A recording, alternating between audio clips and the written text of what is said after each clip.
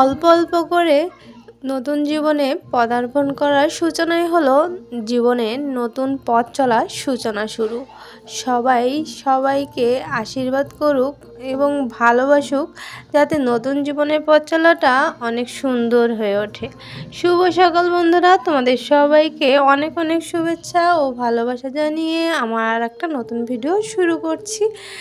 আর আমার পরিচয়টা দিয়ে নিই, বাংলাদেশের ছোট্ট একটা গ্রাম থেকে আমি তোমাদের সাথে আছি। আমার চ্যানেলের নাম সুমিজ ভিলেজ লাইফস্টাইল ব্লগ। আর এই চ্যানেলে গ্রাম্য সব কিছু কিন্তু তোমরা পেয়ে যাবে। আজ আমার টাইটেল দেখে বুঝতে পেরেছো কি ভিডিও চলছে।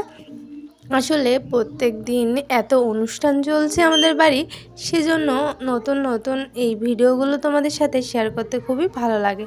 আর দেখো, সেই আইবুড়ো ভাতের জন্য কিন্তু আমার এই 5 রকমের ভাজা রেডি হয়ে গিয়েছে। আরও অনেক রকম পদে রান্না করব, তোমাদের সাথে কিছু শেয়ার করব, আরও কিছু বাকি রাখবো।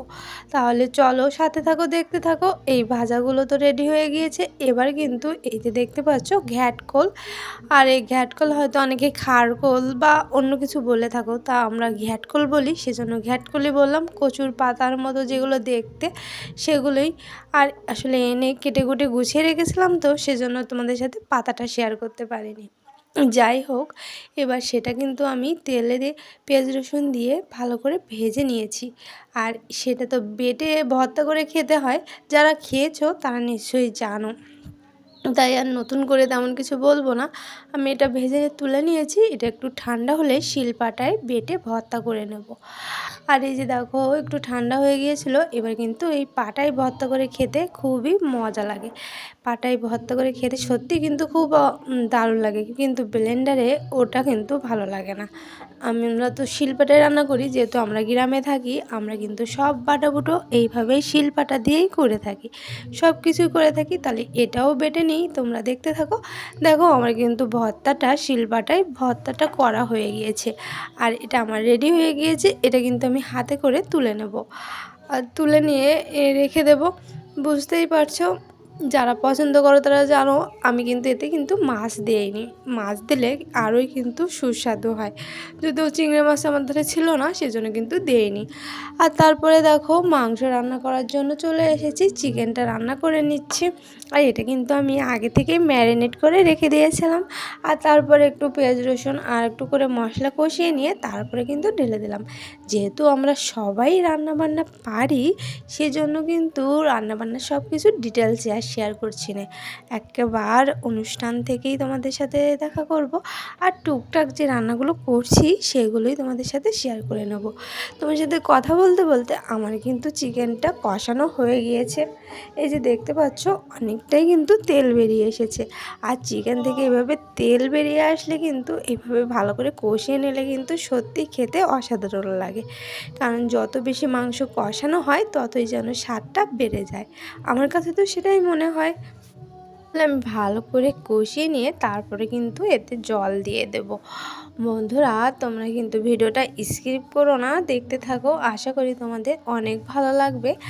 আর আমার আশপাশে না বক্স বাজছে, জানি না এই সাউন্ডটার জন্য আমার কপিরাইট আসে কি না, বুঝতে পারছি না। ভিডিওটা দেওয়ার পরেই বুঝতে পারবো, যেহেতু আমি এখন ভয়েস দিচ্ছি। যদিও দরজাটা আটকে নিয়ে তারপরে ভয়েস দিচ্ছি, তবুও না বক্সের সাউন্ড হয়তো আসতেও পারে। জানি না কী করবো, আসলে বাড়ি এত রকম অনুষ্ঠান হচ্ছে না, বক্স কিন্তু প্রতিনিয়ত বাজছে। তারপরও ভয়েসটা যদিও কম সময় দেওয়ার চেষ্টা করছি, তবু কিছুটা ভয়েস না দিলেও যেন নয়। আর বন্ধুরা, তোমরা অবশ্যই অবশ্যই আমার ভিডিওটা একটু সম্পূর্ণ দেখার চেষ্টা করো। তোমাদের সবার সাথে যেন আমি এগিয়ে যেতে পারি, সেজন্য একটু সাহায্য করো। আমরা যেন একে অপরের হাত ধরে অনেকটা দূর যেতে পারি, সেটাই আশা করি। আর এপাশে দেখো, আমি কিন্তু এখানে মাছ ভুনা করে নিচ্ছি। যেহেতু অনেক রকমের রান্না করব, প্রায় কিন্তু মিষ্টি দিয়ে পায়েস, মিষ্টি, রসমালাই এই সব কিছু দিয়ে প্রায় 17 রকমের পদ কিন্তু রান্না করা হয়েছিল। যদিও দই দইটা আমি নিজে ঘরে পাতিনি, তা বাদে কিন্তু সবই ঘরে করেছিলাম, মানে পায়েস, তারপর রসমালাই, এগুলো সবই ঘরে করা হয়েছিল, কিন্তু সবটা তোমাদের সাথে শেয়ার করা হয়নি।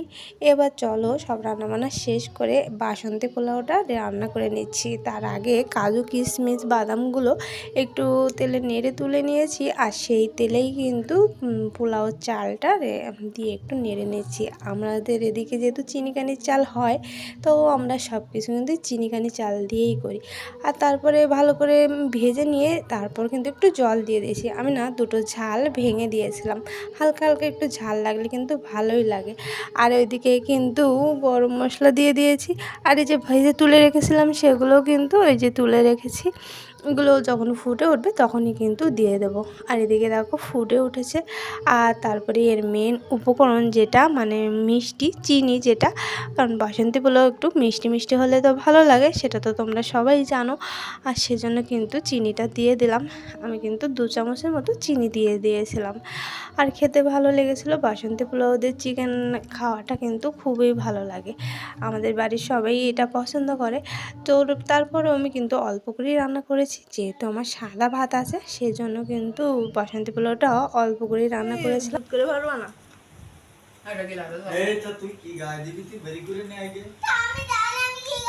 ও কিছু জান না।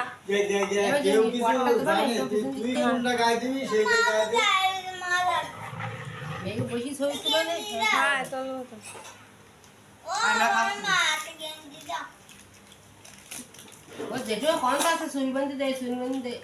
ওই নাম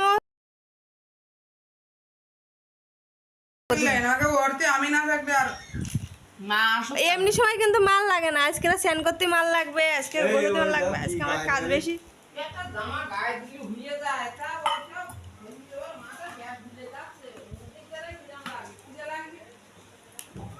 মামিকে না খেয়ে থাকতে তা কি আছে, আমি আবার কাকি দুই, তারপর এক বেলা না খেয়ে থাকে যোগ করে দাও দুটো 2 বেলা,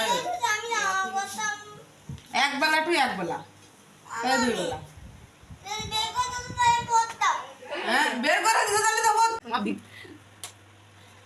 কাকি তুলে নিয়ে যাবে না সাইতে ফলা গাছ তো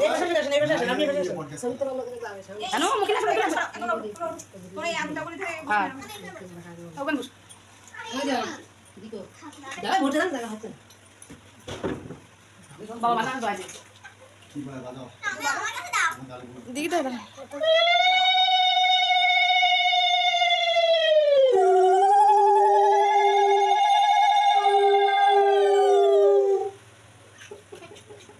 जोराई बुढ़ो जोराई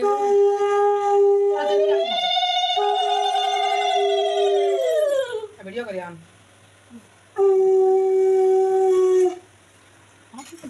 মা আশীর্বাদ করতে হবে না, মা বাবা আশীর্বাদ করে না, তুমি করো, তোমার আমরা তো করবো, চ্যান করা লাগে না, ওই নীলান্ডে তাই আমার মাঝে করাই নিলাম আগে। আশীর্বাদ করতে টাকা দেওয়া লাগবে না, এমনি করো, বসে বসে করবা, বসে বসে আশীর্বাদ করবা, দাঁড়ায় দাঁড়ায় করবা।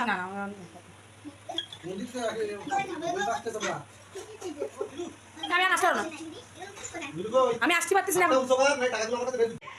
আমরা সব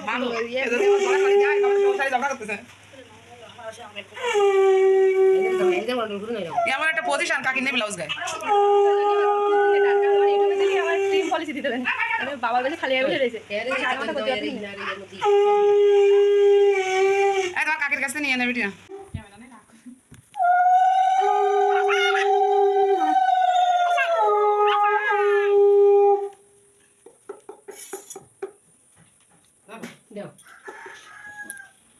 মমিটা দেবো না 15 টাকা, 15 টাকা দেবো,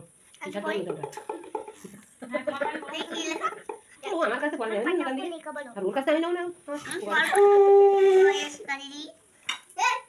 ওর কাছে টাকা দেবো, ওর কাছে দে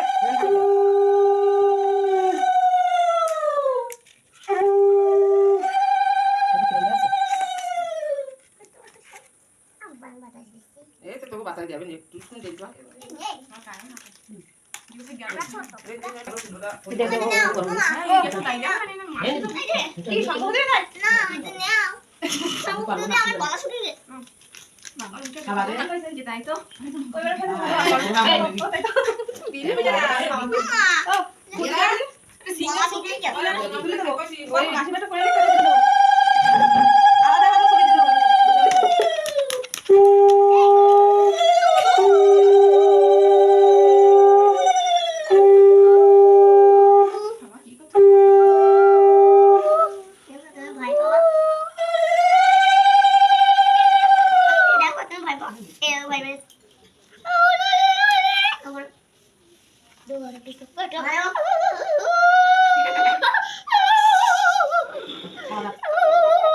মেয়েদের সব গুছিয়ে গাছিয়ে দিয়ে আশীর্বাদটা সেরে নিয়েছি। আমার মেয়ে বসে রয়েছে, ওটা কিন্তু আমার ননদের মেয়ে, আর তার পাশে কিন্তু আমার জার মেয়ে। আর জার মেয়ের বিয়েটা কিন্তু প্রথমেই হবে, তারপরে 15 থেকে 20 দিন পরে কিন্তু ননদের মেয়ে বিয়ে হবে।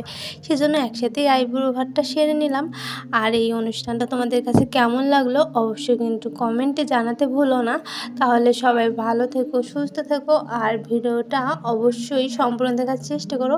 আর এখনও পর্যন্ত যারা আছো তারা কিন্তু একটা লাইক দিতে ভুলে যেও না।